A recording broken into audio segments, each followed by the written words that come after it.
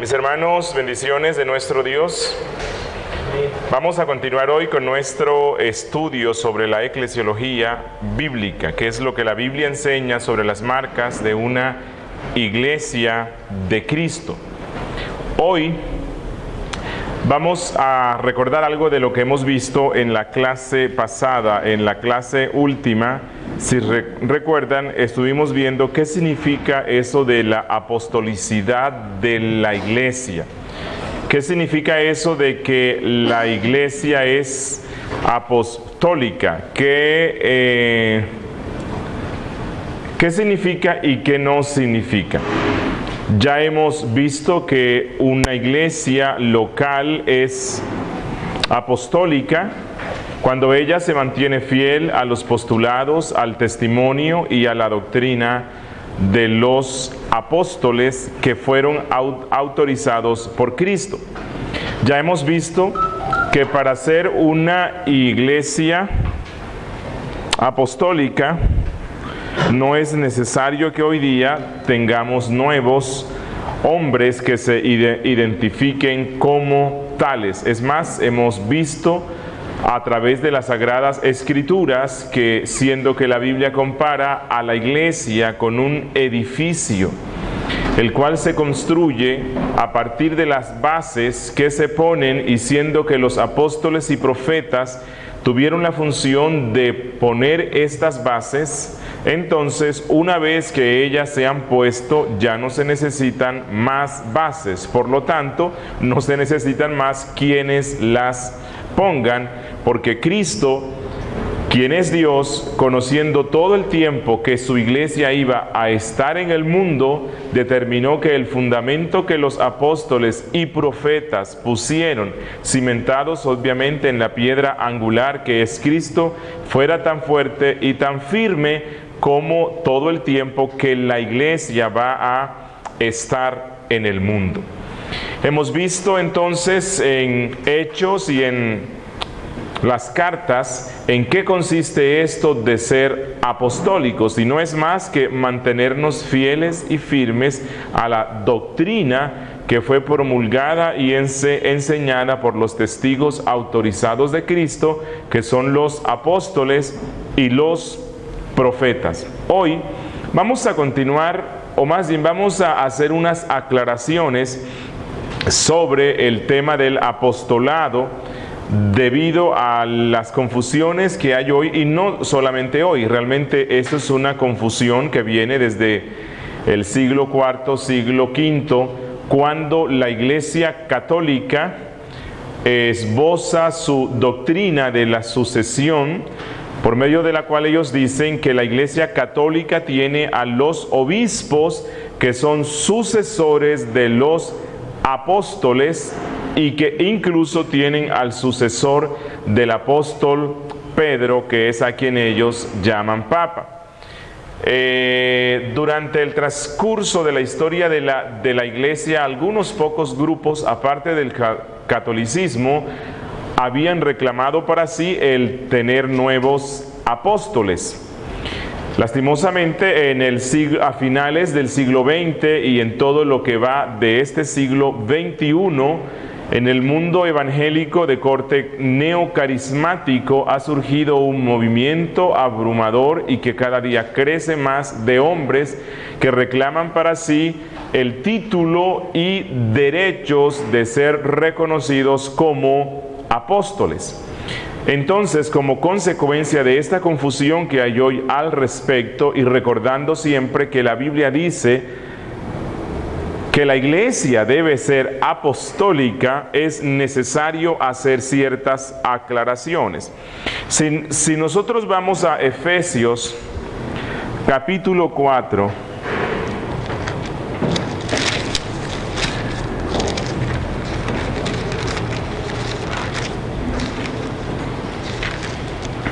Efesios 4, el apóstol Pablo dice en el verso 11,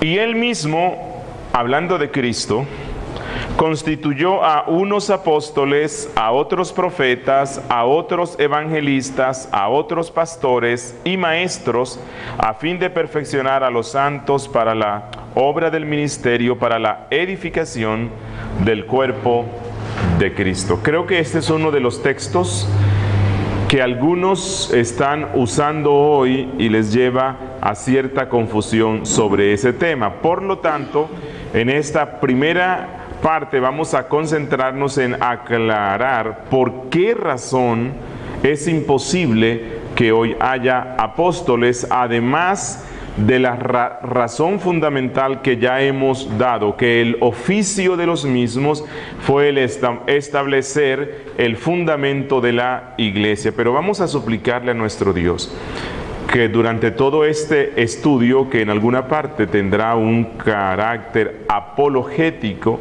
seamos altamente bendecidos. Encomendémonos a Dios.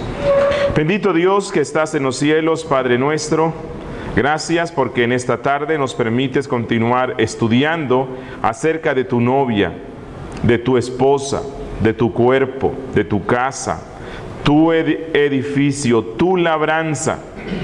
Concédenos, oh Dios, corazones dispuestos. No deseamos simplemente entrar en un estudio académico más, en discusiones o en cosas así.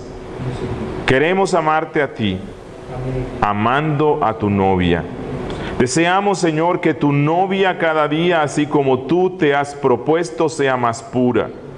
Que nosotros, como partícipes de tu cuerpo, andemos en rectitud y santidad, anunciando el evangelio de verdad, pero a la misma vez denunciando lo falso, como tú lo hiciste y tus santos apóstoles. Espíritu de Dios, reconocemos nuestra necesidad y total dependencia de ti. Nuestro pecado e inhabilidad todavía es muy grande, lo cual nos incapacita para entender a cabalidad lo que tu palabra dice. Espíritu de Dios, ilumina nuestras mentes y concédenos la gracia, no solamente de entender, sino de amar y abrazar estas verdades, amándote a ti, en Cristo Jesús. Amén. Muchos hoy día, con el fin de defender que se tengan apóstoles nuevos, utilizan este texto. Y no sé si han escuchado que hoy día se habla de los 5 ministerios. Y que si Pablo habla aquí de 5 ministerios que fueron dados para perfeccionar a la iglesia, y siendo que la iglesia todavía no es perfecta, entonces se necesitan los 5. Bueno, ya hemos visto algo que echa por tierra esa argumentación. Pero sí es cierto que la iglesia necesitará para siempre del beneficio de los ministerios que se habla aquí. Pero ya hemos visto que es imposible que haya nuevos apóstoles o nuevos profetas, o que se necesite que existan nuevos apóstoles o nuevos profetas para beneficiarnos de este ministerio. ¿Por qué? Porque todo lo que los apóstoles autorizados de Cristo y todo lo que los profetas autorizados por Cristo dijeron está escrito en este libro. Este libro, que es la palabra de Dios, la cual fue dada por medio de los apóstoles y profetas. Ellos se cuidaron y el Espíritu Santo quiso que ellos pusieran por escrito todo, de tal forma que la iglesia de todos los tiempos está beneficiándose del ministerio de los verdaderos apóstoles y de los verdaderos profetas. Miren lo que dice Pablo en el verso 8. Bueno, desde el verso 1 hasta el verso 6, el apóstol Pablo está hablando acerca de la unidad de la iglesia. Como ya hemos visto, ella es una, porque ella conforma un solo cuerpo, porque ella tiene un solo espíritu, porque todos los cristianos tenemos una misma esperanza, un mismo Señor, una misma fe, un mismo bautismo, un Dios y Padre. Pero luego, a partir del versículo 7, él habla de la diversidad. Aunque somos una unidad, dentro de esta unidad hay una diversidad, especialmente de dones. Pablo aquí habla no de los dones que de una forma general el Espíritu Santo da a todos los cristianos, sino que Pablo aquí no está hablando de los dones del Espíritu, sino de los dones de Cristo. ¿Sí pueden verlo? En el verso 8 dice, por lo cual dice, subiendo a lo alto, llevó cautiva la cautividad y dio dones a los hombres. Eso creo que lo comprendemos bien, ¿no? ¿O no? Dice Pablo, citando un salmo, por lo cual dice, subiendo a lo alto. ¿Quién subió a lo alto? Cristo es de quien habla aquí. Él habla de Cristo. Dice que Cristo subiendo a lo alto. ¿Qué se necesita para que alguien suba? Que esté abajo. Para eso no se necesita tener mucha lógica, ¿no? ¿A dónde subió Cristo y cuál era en lo bajo que él se encontraba? A la diestra del Padre subió. Subió a la diestra del Padre. ¿Y dónde era el sitio bajo en el que estaba él? La tierra. En la tierra. Eso mismo es lo que dice en el verso 11, ¿verdad? En el verso 10. El que descendió es el mismo que también subió por encima de todos los cielos. ¿A dónde descendió Cristo? A la tierra. Eso es lo que nos dicen los evangelios. En el verso 9 dice, y eso de que subió, ¿qué es? Sino que también había descendido primero a las partes más bajas de la tierra. Aquí Pablo está haciendo un contraste entre el estado de humillación de Cristo y el estado de exaltación. Cristo, siendo el Hijo eterno de Dios, estaba exaltado a la diestra del Padre porque Él es Dios. Pero Cristo, en el cumplimiento del tiempo pactado en el pacto de gracia que Él hizo con el Padre, el Dios eterno que vive en un eterno presente, que no se sujeta al tiempo porque el tiempo es creación de Dios, ese Dios eterno en un tiempo en el cual no existía tiempo,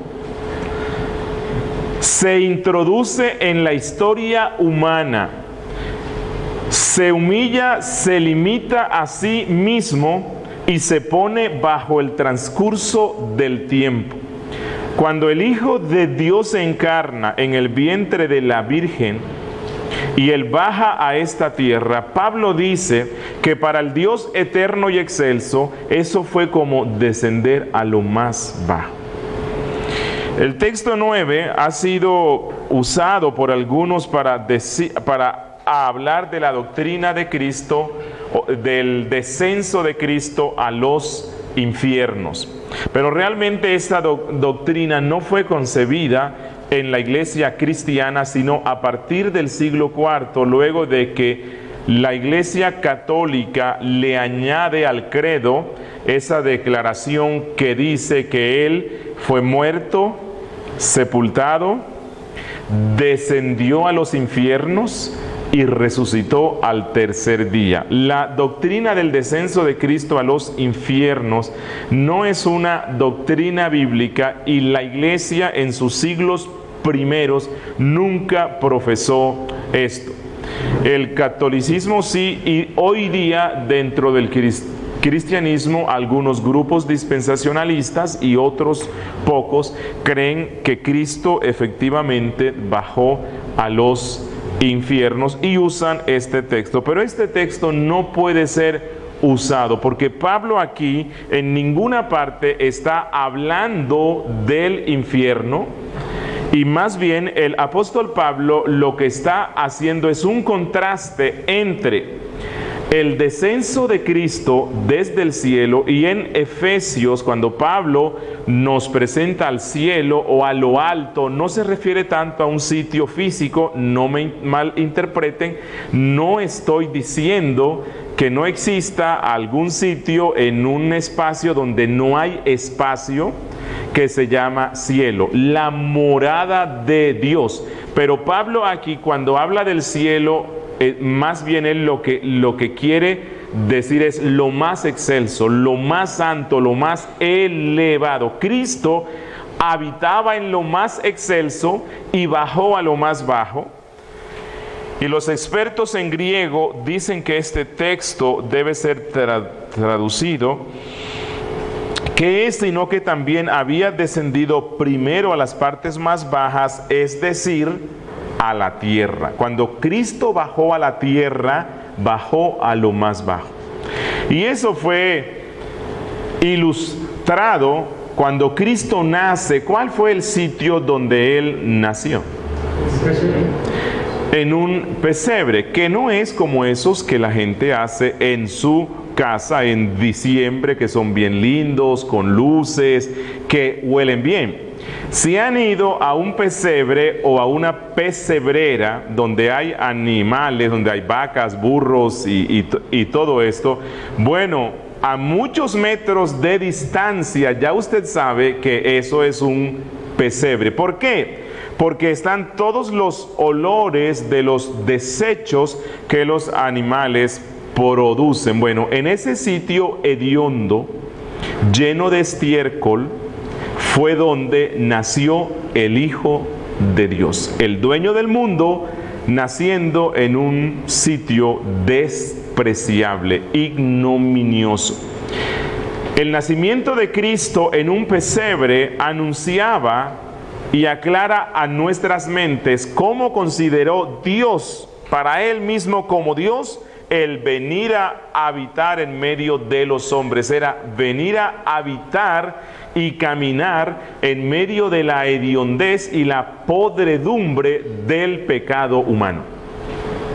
Cristo no pecó nunca. Él no conocía lo que era el mal. Lo que olía a Él de los hombres era solo podredumbre. Para Cristo, cuando Él baja de los cielos a la tierra, significó bajar a lo más bajo.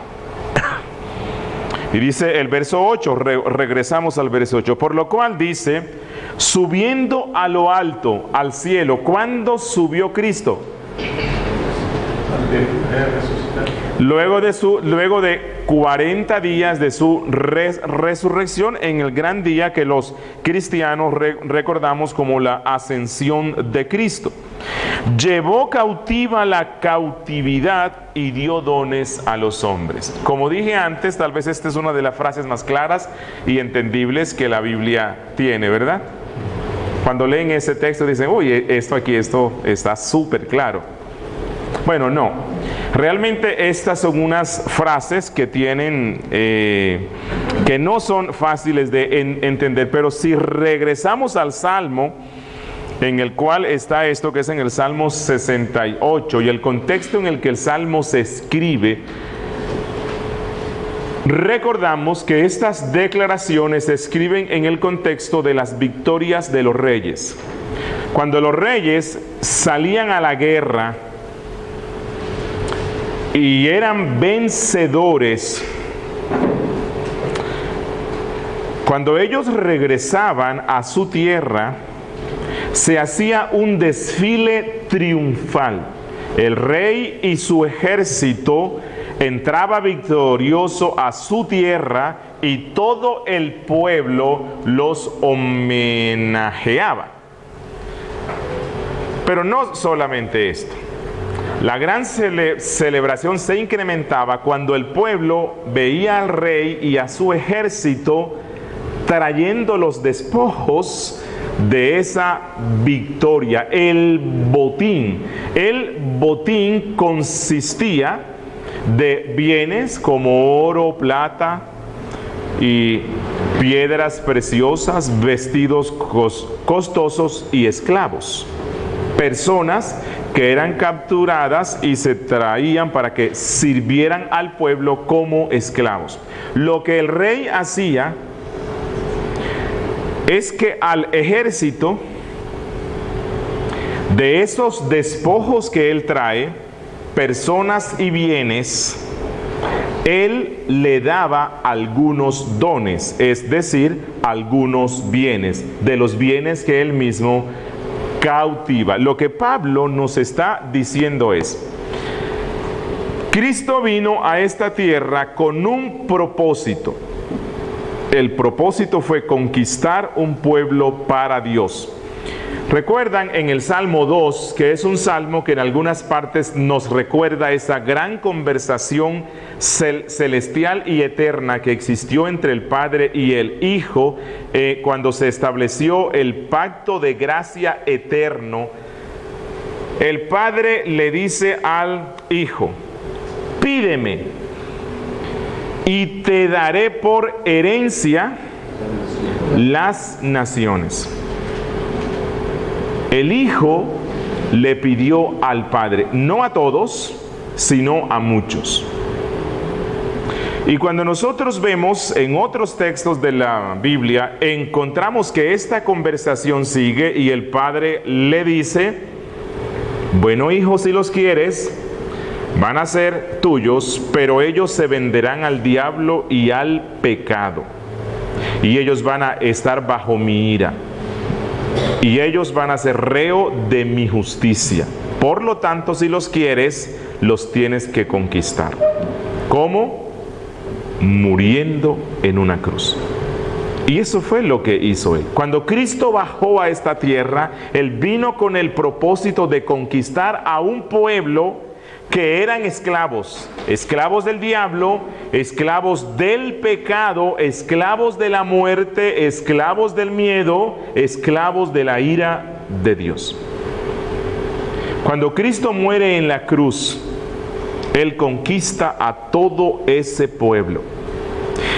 Y aquella ocasión que parecía ser el fin, la destrucción de este plan, se convirtió en la gran victoria. Y cuando Cristo resucita de entre los muertos,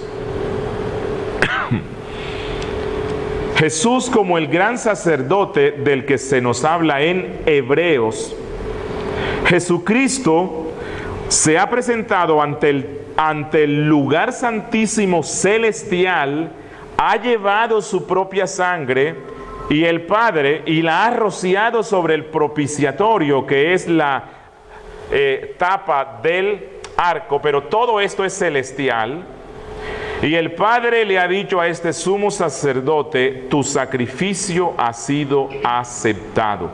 Has conquistado todo para lo cual fuiste. Y Cristo resucita de los muertos y luego asciende. Cuando Cristo asciende a la presencia del Padre, Jesucristo no solo se presenta a Él, sino que Cristo le presenta al Padre y a los ángeles, y no alcanzamos a imaginar cómo pudo ser esa procesión triunfal y esa fiesta celestial donde todos los seres angélicos están haciendo una corte, recibiendo al Rey de Reyes, Señor de Señores, que había bajado a lo más bajo, y Él viene resucitado, glorioso, victorioso, pero Él también lleva a su botín.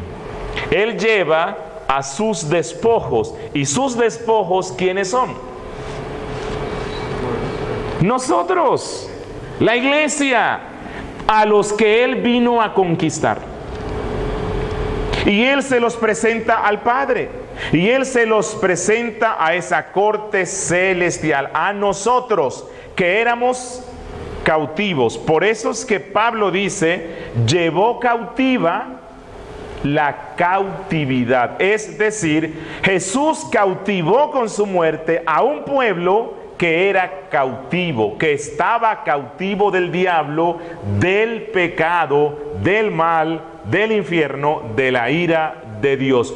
Nosotros éramos esclavos y Cristo nos conquistó con la muerte en su cruz. Y ahora somos esclavos de Cristo. Pero bendito amo el que nosotros tenemos.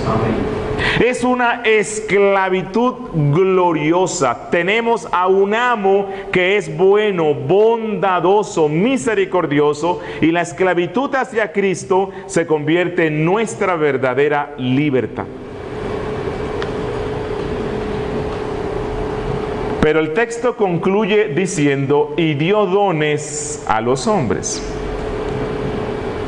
Pero aquí no habla tanto de los dones del Espíritu Santo, los cuales Pablo menciona en otras de sus cartas. Aquí Pablo, continuando con lo que dice el Salmo y el contexto de la entrada triunfal de un rey, lo que él dice es que de esos esclavos, de esos despojos, a algunos él los toma y se lo da como dones al resto de esos despojos. Explico. De todos aquellos hombres que Cristo conquistó con su muerte en cruz, a algunos hombres Él los escoge y se lo da como dones a la iglesia. Esto es a lo que denominamos dones hombres, o algunos llaman ministerios. Los dones hombres de los que habla Pablo aquí son esos hombres que Dios dota de una forma especial y los da de una forma exclusiva y completa para el servicio de la iglesia. Y dice Pablo que estos dones hombres son, verso 11, unos apóstoles, otros profetas, otros evangelistas, otros pastores y maestros. Bueno, que no son 5 ministerios, está claro aquí. Aquí Pablo habla solamente de 4 clases de dones hombres, que son, si se dan cuenta, él los va separando y en el griego está así. A unos, primera categoría, apóstoles. A otros, segunda categoría, profetas. A otros, tercera categoría, evangelistas. A otros, cuarta categoría, pastores. Y si se dan cuenta, no dice nuevamente a otros, sino que pone a los pastores y maestros en una sola categoría, dándonos a entender que la función principal de los pastores es ser docentes o ser maestros. Instruyen al pueblo en la verdad bíblica. Pero prueba este texto entonces que las iglesias todas deben tener apóstoles, profetas, evangelistas, pastores y maestros para que sea una iglesia bíblica. Vamos a ir por favor a Filipenses, capítulo 1, versículo 1.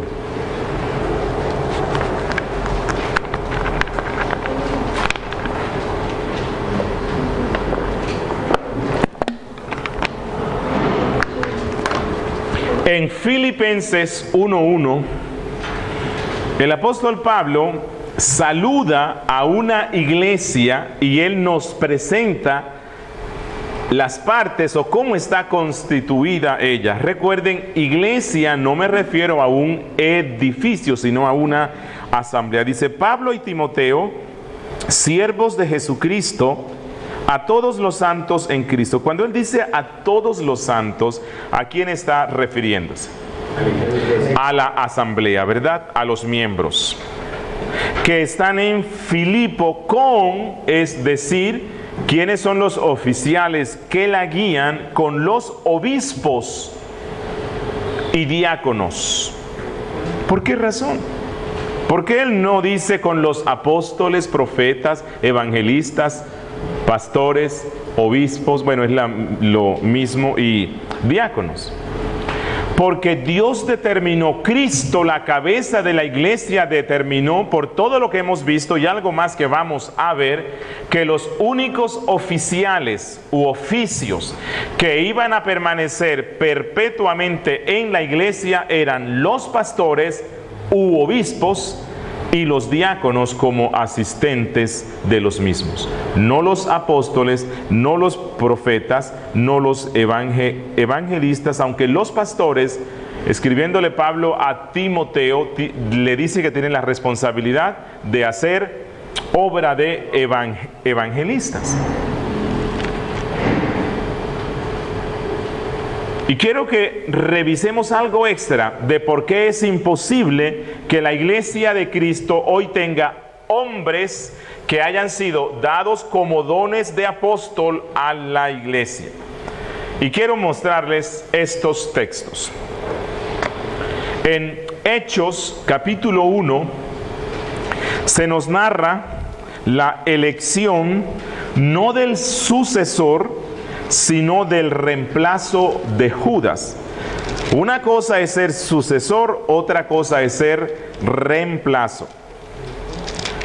En la única oportunidad que la Biblia mandó y ordenó que se buscara el reemplazo a la muerte de un apóstol fue en el caso de Judas, lo cual ya había sido dicho en el Antiguo Testamento, y la iglesia apostólica, luego de la muerte de Judas, el malo, ¿no?, le busca un reemplazo porque Dios mismo en la Biblia había dicho que se le buscara. Pero en ninguna parte de las Sagradas Escrituras se nos dice que a la muerte de los apóstoles se tenían que comisionar sucesores o reemplazos, únicamente para Judas.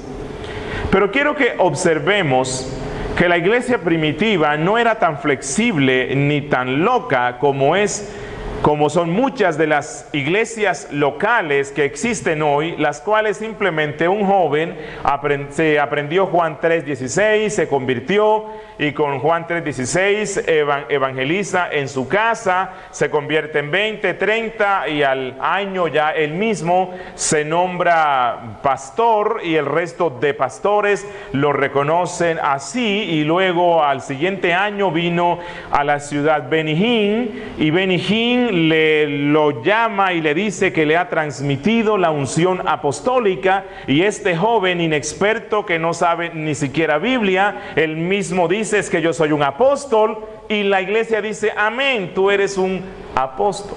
Bueno, el estado teológico y doctrinal de la iglesia evangélica hoy día es un estado muy lamentable y muy pobre. Aunque en la iglesia primitiva también hubo falencias y algunas iglesias no marcharon bien, por lo menos ellos no se tomaban muy a la ligera este cuento de los apóstoles nuevos. Tanto fue así que el mismo apóstol Pablo tuvo que escribir en varias de sus cartas defendiendo su apostolado, porque las mismas iglesias que él funda, luego que las funda, ellos toman en serio lo que la Biblia dice y ellos empiezan a cuestionar su apostolado, y ellos dicen: pero Pablo, ¿por qué tú te llamas apóstol a ti mismo? Apóstoles son los 12, apóstoles son los que nombró Cristo, y luego vamos a estar viendo por qué Pablo sí debe ser llamado apóstol. Pero a lo que quiero ir es: oiga, esto no era algo así donde cualquier loco con una mente un poco exaltada se llamaba así apóstol y todo el mundo iba a decir: ah, sí eres esto. Cristo, escribiendo en Apocalipsis, felicita a una de las iglesias y le dice: porque tú has probado a todos los que se dicen ser apóstoles. Esto no es nuevo, esto del movimiento neoapostólico no es ni tan nuevo, esto viene ya desde el siglo I. en el siglo I, ya cuando había muerto buena parte de los apóstoles, Juan tiene que enfrentar eso, porque muchas iglesias estaban siendo visitadas por hombres que se daban el título de apóstoles, y Cristo dice: les felicito porque ustedes han probado a todos los que se dicen ser apóstoles y los han hallado falsos. Y los han hallado falsos a todos. Bueno, eso mismo pasaría si la iglesia cristiana de este siglo se tomara esa responsabilidad de revisar a la luz de la Biblia si estos hombres pueden ser llamados o no apóstoles. Y es lo que quiero que hagamos. ¿Cuáles son los requisitos que la Biblia da para que una persona pueda ser apóstol? Bueno, Hechos 1 dice desde el verso 12: entonces volvieron a Jerusalén desde el monte que se llama del Olivar, el cual está cerca de Jerusalén, camino de un día de reposo, y entrados subieron al aposento alto donde moraban Pedro y Jacobo, Juan, Andrés, Felipe, Tomás, Bartolomé, Mateo, Jacobo hijo de Alfeo, Simón el celote y Judas hermano de Jacobo. Todos estos perseveraban unánimes en oración y ruego con las mujeres y con María, la madre de Jesús, y con sus hermanos. En aquellos días Pedro se levantó en medio de los hermanos, y los reunidos eran como 120 en número, y dijo: varones hermanos, era necesario que se cumpliese la escritura en que el Espíritu Santo habló por boca de David acerca de Judas, que fue guía de los que prendieron a Jesús. Y era contado con nosotros y tenía parte en este ministerio, o sea, formaba parte de los 12. Este pues con el salario de su iniquidad adquirió un campo, y cayendo de cabeza se reventó por la mitad, y todas sus entrañas se derramaron. Y fue notorio a todos los habitantes de Jerusalén, de tal manera que aquel campo se llama en su propia lengua Acéldama, que quiere decir campo de sangre. Porque está escrito en el libro de los Salmos: sea hecha desierta su habitación, y no haya quien more en ella, y tome otro su oficio. Es necesario pues que de estos hombres que han estado junto con nosotros todo el tiempo que el Señor Jesús entraba y salía de entre nosotros, comenzando desde el bautismo de Juan hasta el día en que de entre nosotros fue recibido arriba, uno se ha hecho testigo con nosotros de su resurrección. Y señalaron a dos: a José, llamado Barsabás, que tenía por sobrenombre Justo, y a Matías, y orando dijeron: tú, Señor, que conoce los corazones de todos, muestra cuál de estos dos has escogido, para que tome parte de este ministerio y apostolado de que cayó Judas por transgresión, para irse a su propio lugar. Y les echaron suertes, y la suerte cayó sobre Matías, y fue contado con los 11. ¿Cuáles fueron los requisitos que los apóstoles mismos pusieron para nombrar el reemplazo de un apóstol, del único apóstol que Dios autorizó que se le buscara reemplazo? Bueno, los requisitos son, dice en el verso 21, que haya estado junto con los demás apóstoles todo el tiempo del ministerio de Cristo, que aproximadamente duró 3 años. Comenzando desde el bautismo de Juan hasta su resurrección y ascensión, porque dice Pedro, él debe ser testigo con nosotros de la resurrección de Cristo. Ahora, este es el único la única lista de cualificaciones que la Biblia da para buscar el reemplazo de un apóstol. Les voy a mostrar otras cosas o señales que la Biblia da de cómo identificar a un apóstol. Pero si ustedes se dan cuenta, el Espíritu Santo por medio de Pablo dio listados de cualificaciones para que se escojan los oficiales que iban a permanecer o cuyos oficios iban a ser continuos en la iglesia. Por ejemplo, el apóstol Pablo dice, bueno, si alguien quiere ser obispo o pastor o anciano, debe cumplir con este requisito. Cuando él da eso, es porque él le está diciendo a cada iglesia local: ustedes tienen la capacidad por el Espíritu Santo de escoger a sus pastores, pero no los van a escoger porque le cae bien, porque es mi primo, porque es mi tío, porque habla bien, porque hace esto. No, Pablo dice, deben ver este listado. Luego, Pablo da un listado de cualificaciones para escoger a los diáconos. ¿Por qué? Porque los ancianos y los diáconos iban a hacer los oficios permanentes en la iglesia. En las cartas no se nos dice nada acerca de requisitos para escoger al profeta. Y tampoco en las cartas hay instrucciones de cuáles son los requisitos que se deben ver para que se escoja a un hombre para que sea apóstol. Pero si alguien hoy pretende decir que Dios está dando hoy el don de apóstol, ¿cómo se puede identificar? Bueno, cualquier loco puede decir que es, ¿verdad? Así como hay falsos pastores. Hay hombres que se levantan,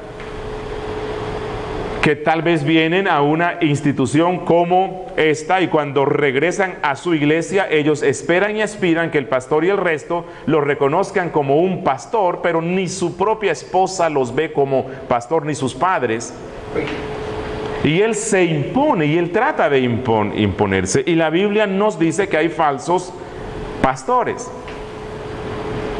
Bueno, ¿cómo sé yo si alguien que se dice ser un apóstol realmente es o no lo es? No es simplemente porque él dice eso. Yo puedo decir cualquier cosa. Yo puedo decir que soy un extraterrestre que vine de Marte. Uno puede decir lo que uno quiera, ¿verdad? Pero ¿cómo sabe uno que realmente es lo que dice ser? Bueno, porque la Biblia da unas cualificaciones. Entonces, veamos las cualificaciones que la Biblia da. No que la dio para que se escojan luego, pero sí en el instante que se hubo que escoger. Y las cualificaciones que la Biblia da es que haya andado con los apóstoles desde el bautismo de Juan hasta la ascensión de Cristo. Es decir, que haya aprendido el Evangelio directamente de Cristo. Que no se lo haya enseñado nadie más, sino Cristo mismo en persona. 2, dice el verso 22, que sea testigo de la resurrección, que él haya visto al Cristo resucitado personalmente, como dicen hoy, face to face, que lo haya visto. Y que sea testigo de que Cristo está ascendido a los cielos. Pregunto, si vamos donde cualquiera de los hombres que hoy día se dicen ser apóstoles, ¿aprendiste el Evangelio directamente de Cristo? ¿Te lo enseñó Él personalmente? ¿Viste al Cristo resucitado? ¿Has sido testigo tú de la resurrección de Cristo? ¿Se te ha aparecido a ti el Cristo resucitado? ¿Caminaste con Él desde el bautismo de Juan? Y si Él dice que sí, no le creo. ¿Por qué? Uno, tendría que tener más de 2000 años. 2, el apóstol Pablo, defendiendo su propio apostolado en un texto que vamos a ver luego, defendiendo su apostolado y que él es ministro de Cristo y debe ser reconocido como apóstol, él dice, porque yo también vi al Cristo resucitado, porque él se me apareció a mí de último. Y él pone el orden en el cual Cristo se apareció a los 11, a otros discípulos, y él dice, y a mí, el último, como a un abortivo, a mí de último se me apareció él, y por eso yo soy apóstol. Pregunto, ¿qué sigue después de lo último? Nada, ¿verdad? ¿Por qué? Porque lo último es lo último. Por lo tanto, luego de Pablo, si alguien dice que vio al Cristo resucitado, simplemente no le creo. Porque luego de Pablo, el Cristo resucitado no se le ha aparecido personalmente a nadie más. Otro texto. Marcos 16.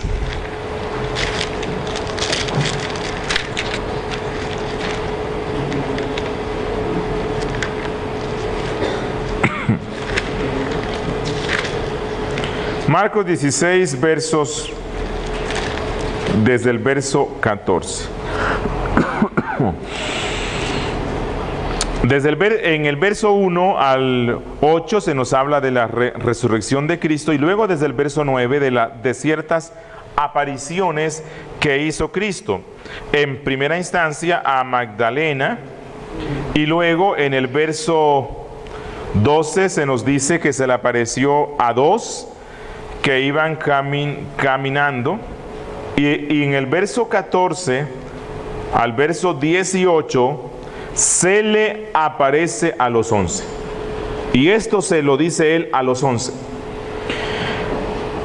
Finalmente se apareció a los 11 mismos, estando ellos sentados a la mesa, y les reprochó su incredulidad. No se les olvide esto, y les reprochó su incredulidad. ¿Qué era lo que ellos no creían? Bueno, hay que relacionarlo con otras narraciones de los evangelios. Ellos no habían creído a la gente que les dijo: oiga, resucitó, lo hemos visto. Y ellos no creían, o al menos algunos. Y a estos Jesús se les presenta, les reprocha su incredulidad y dureza de corazón, porque no habían creído a los que le habían visto resucitado, y les dijo: id por todo el mundo y predicad el evangelio a toda criatura. El que creyere y fuere bautizado será salvo, mas el que no creyere será condenado. Y estas señales seguirán a los que creen. Ahora, este creen se refiere ¿a qué? Les dije que no se olvidaran de algo que Cristo dijo antes. Cristo se le aparece a los 11 y los reprocha porque no creen. Y Cristo, hablándole a los 11, él dice: estas señales seguirán a los que creen, es decir, apóstoles, porque es a los que él les está hablando. 11. Si ustedes abandonan esta incredulidad y ustedes creen que yo he resucitado, ustedes van a cumplir con la misión que les he dado, y a ustedes que crean en mi nombre podrán hacer señales. ¿Cuáles señales? Echar fuera demonios, hablar nuevas lenguas, tomar en las manos serpientes, y si bebieren cosa mortífera no les hará daños. Sobre los enfermos pondrán sus manos y sanarán. Jesucristo le está diciendo a los 11 que dentro de la misión que Él les ha dado de anunciar el Evangelio, ellos como fundamento, Cristo les está dando una autoridad especial para que puedan hacer señales prodigiosas, que especialmente entre los judíos iba a demostrar que ellos sí eran comisionados por Dios, así como lo fueron los profetas antiguo testamentarios. Esa es la razón por la cual luego en las cartas se nos mencionan las señales que eran de los apóstoles, señales que los identificaban como tal. Pero esto vamos a verlo luego del descanso.